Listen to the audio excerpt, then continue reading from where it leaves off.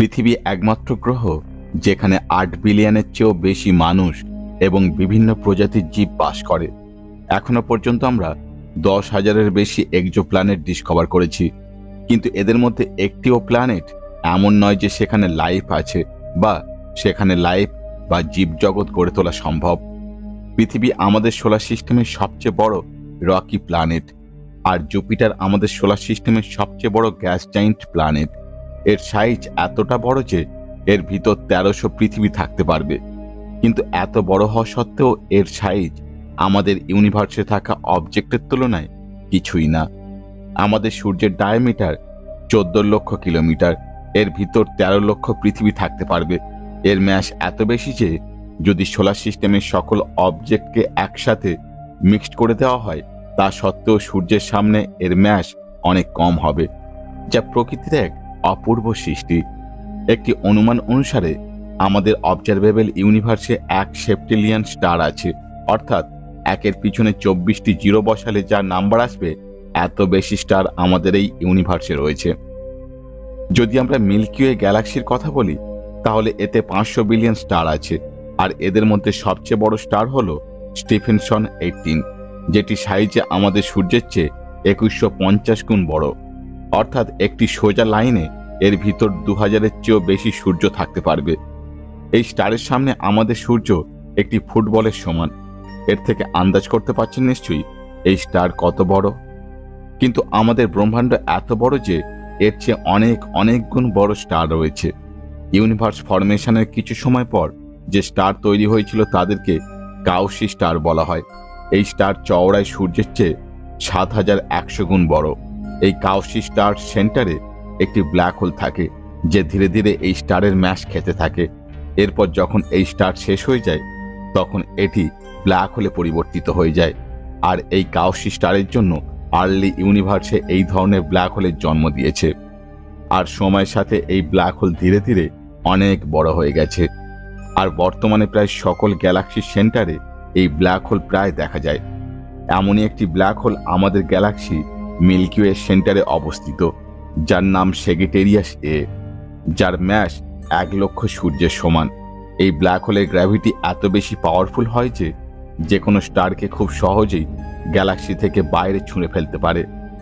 যদি এর সাইজের কথা বলি, তাহলে এটি আমাদের সূর্য থেকে মাত্র কয়েক গুণ বড়, কিন্তু এর ম্যাস কয়েক লক্ষ সূর্যের চেয়েও বড়।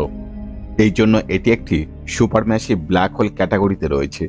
তবে এটি সবে শুরু মাত্র। ভিডিওতে এমন ব্ল্যাক হোল সম্পর্কে বলবো যার সাইজ শুনে আপনারা চমকে উঠবেন। এরপর আছে TOM 618 ব্ল্যাক হোল।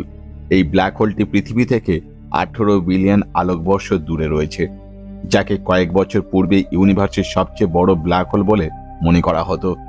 কিন্তু বর্তমানে এর চেয়েও অনেক অনেক বড় ব্ল্যাক হোল ডিসকভার করা হয়েছে, যার সম্পর্কে একটু পরেই আপনারা জানতে পারবেন। TOM 618 এটি একটি কুইজার।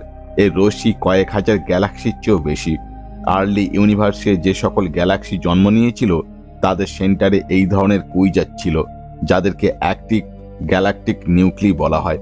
অ্যাকচুয়ালি কুইজার একটি অ্যাক্টিভ গ্যালাকটিক নিউক্লিয়াই, যাদের নিজস্ব একটি ডিস্ক থাকে। এর চারপাশে ম্যাটার খুব দ্রুত গতিতে ঘুরতে থাকে, যেমন বাকি সব ব্ল্যাক হোলের সাথে ঘটে।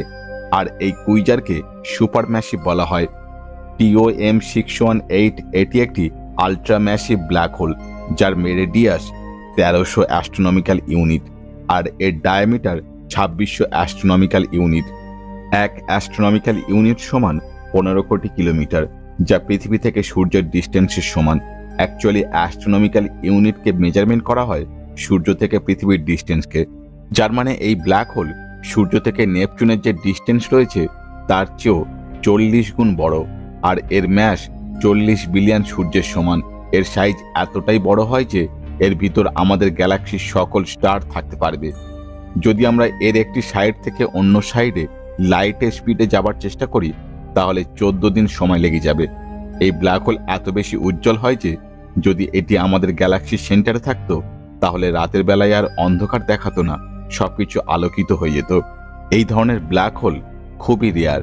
বর্তমানে এই ধরনের ব্ল্যাক হোল নতুন করে ফরমেশন খুব কম হয়। আর্লি ইউনিভার্সে এই ধরনের ব্ল্যাক হোল হওয়ার অনেকগুলি কারণ আছে। এই কারণে একটু পরেই আপনাদের সাথে আলোচনা করব। কিন্তু এই ব্ল্যাক হোলের পরের যে ব্ল্যাক হোলটির তুলনা করব সেটি এর থেকে অনেক বড়। পৃথিবী থেকে 8.6 বিলিয়ন লাইট ইয়ার্স দূর অবস্থিত ফোয়েনেক্স ক্লাস্টারে এটি গ্যালাক্সির একটি বড় গ্রুপ। এই গ্রুপে এখনো পর্যন্ত 42টি গ্যালাক্সি খুঁজে পাওয়া গেছে, আর ভবিষ্যতে এখান থেকে আরও গ্যালাক্সি ফাইন্ড করা হবে। এই গ্যালাক্সির সাইজ আমাদের হোম গ্যালাক্সি মিল্কি ওয়ের চেয়ে অনেক বড়। এই ক্লাস্টারের সেন্টারে অবস্থিত ফিওনিক্স এ গ্যালাক্সি। এই গ্যালাক্সির সাইজ 6,72,000 লাইট ইয়ার্স। এর সাইজ আমাদের গ্যালাক্সির থেকে 6 গুণ বড়। এর সেন্টারে এমন একটি ব্ল্যাক হোল আছে যার সাইজ প্রতিটি সায়েন্টিস্টকে চমকে দিয়েছে। এই ব্ল্যাক হোল 590 বিলিয়ন কিলোমিটার জুড়ে বিস্তৃত। এর ভিতর 17টি সোলার সিস্টেম অনায়াসেই ফিট হতে পারবে। এর সাইজ TON 618 এর চেয়ে 1.5 গুণ বড়, আর এর এই বিশাল সাইজ প্রতিটি সায়েন্টিস্টই অবাক করেছিল, কারণ তাদের মতে ব্রহ্মাণ্ডে এত বড় ব্ল্যাক হোলের অস্তিত্ব অসম্ভব। কিন্তু মহাবিশ্বে এমন কিছু রহস্য লুকিয়ে রয়েছে যা ফিজিক্সের লকেও ভুল প্রমাণিত করে, আর এই ব্ল্যাক হোল সেই রহস্যের মধ্যে অন্যতম একটি। এটি অনেক বেশি চওড়া। যদি এর ভিতরে একটি লাইনে পৃথিবীর মতন প্ল্যানেট রাখা হয় আর এই প্ল্যানেটের মাধ্যমে এই ব্ল্যাক হোলকে মেজারমেন্ট করা হয়, তাহলে একটি লাইনে 4,97,00,000 পৃথিবী রাখতে হবে। যদি এর সাথে আমাদের গ্যালাক্সির সেন্টারে থাকা সেগিটেরিয়াস এ ব্ল্যাক হোলের সাথে তুলনা করা হয়, তাহলে 22,500টি ব্ল্যাক হোল একটি লাইনে অনায়াসে এর মধ্যে ফিট হতে পারবে। এই ব্ল্যাক হোল প্রকৃতির এক অনবদ্য নিদর্শন। এর সাইজের থেকে এর ম্যাস সায়েন্টিস্টকে বেশি চমকে দিয়েছে। এর ম্যাস ট্রায়াঙ্গুলাম গ্যালাক্সির চেয়ে 2 গুণ বড়। আর যদি লাইটের কথা বলা হয়, তাহলে একে পার করতে 22 দিন সময় লেগে যাবে, যার থেকে বোঝা যায় এই ব্ল্যাক হোল কত বড়। ফোয়েনেক্স এর মতন কুইজার অনেক সময় একসাথে মিলে গ্রুপ বানায়, যাকে LQG বলা হয়, অর্থাৎ লার্জ কুইজার গ্রুপ। এই গ্রুপে বহু কুইজার গ্র্যাভিটির দ্বারা একে অপরের সাথে কানেক্টেড থাকে, অর্থাৎ জুড়ে থাকে। এই ধরনের একটি কুইজার গ্রুপ আছে যাকে হিউজ লার্জ কুইজার গ্রুপ বলা হয়।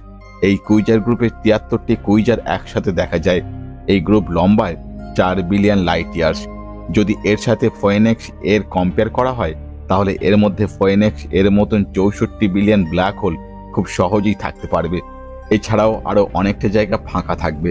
এই গ্রুপকে কোনো সুপার ম্যাসিভ ব্ল্যাক হোলের সাথে কম্পেয়ার করা ঠিক হবে না, কারণ এই গ্রুপের ম্যাস কয়েক হাজার গ্যালাক্সির চেয়েও বেশি হতে পারে। তাই জন্য এর সাইজকে কোনো গ্যালাক্সি ক্লাস্টারের সাথে কম্পেয়ার করা যেতে পারে না। এই গ্রুপের ম্যাস আমাদের গ্যালাক্সির চেয়ে 40 লক্ষ গুণ বেশি, আর সাইজ এর চেয়ে 30,000 গুণ বেশি। এর থেকে আপনারা একটা আন্দাজ করতে পারছেন যে এই কুইজের গ্রুপ কত বড়। এর সাইজের আন্দাজ এটা থেকে বুঝতে পারবেন যে যদি একে অবজারভেবল ইউনিভার্সের সাথে কম্পেয়ার করা হয়, তাহলে এটি অবজারভেবল ইউনিভার্সের 4.5% অংশ জুড়ে বিস্তৃত, যা মহাবিশ্বের একটি অনবদ্য রহস্যময় ক্রিয়েশন।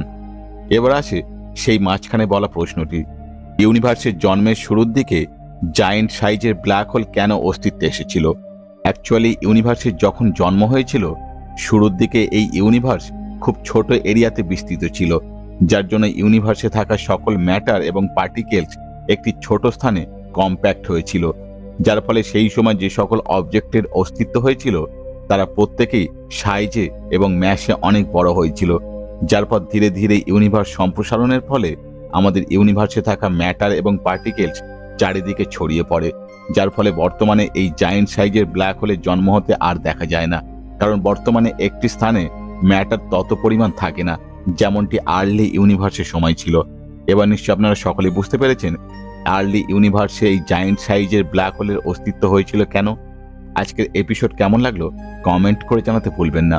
ভিডিও ভালো লাগলে একটা লাইক, বন্ধুদের মধ্যে শেয়ার, আর এই ধরনের ইনফরমেটিভ ভিডিও পেতে চ্যানেলটি সাবস্ক্রাইব করে পাশে থাকা বেল আইকনটি প্রেস করে অল করে দিন। দেখা হচ্ছে পরবর্তী ভিডিওতে, সঙ্গে থাকুন।